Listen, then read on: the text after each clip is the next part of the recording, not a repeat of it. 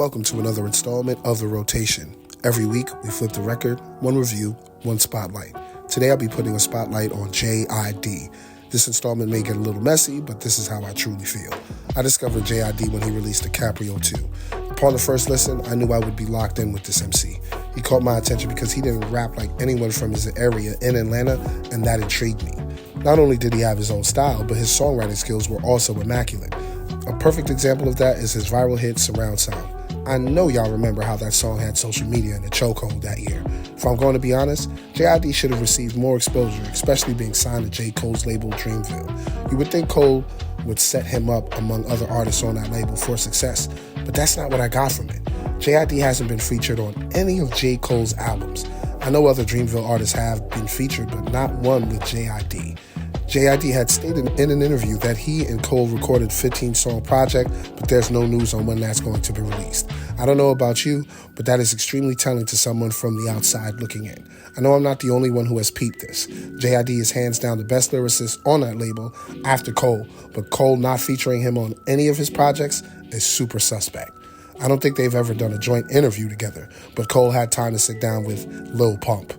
I don't know. Like I said, this will get messy, but this is how I feel. I won't go out on a limb and say Cole doesn't want to get washed on a song with J.I.D., but I'm sure there are some folks out there who may feel that way. J.I.D.'s latest release, God Does Like Ugly, is another body of work where you hear his improvement as an artist. Be on the lookout for the album review right here on his channel. The versatility J.I.D. showcases on this project cannot be denied. From turn-up music, party music, introspection, and harmonizing melodies, J.I.D. is getting comfortable with his artistry, and the listeners are being gifted by it. I won't go into any further detail when it comes to the album. One thing I can say is there isn't a J. Cole feature on here, but you will find Earth Gang.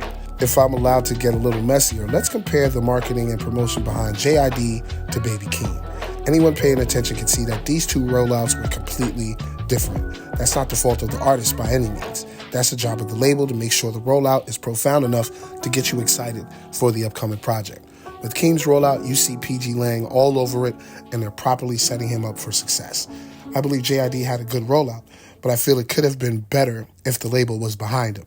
I mean, Cole even had a mediocre gimmick-filled rollout, but J.I.D. didn't have that. To me, that's very weird and telling. I didn't need the gimmicky rollout from J.I.D. anyway. I listen to him because he has something to say, and he's exceptional at it. I look forward to hearing more from J.I.D., but until then, I'm still vibing to his latest project. This has been another installment of The Rotation. Every week, we flip the record, one review, one spotlight. Thanks for tapping in. Please be sure to hit that like button and leave some feedback in the comment section. I'm your host, DSP, and thanks again for tapping in.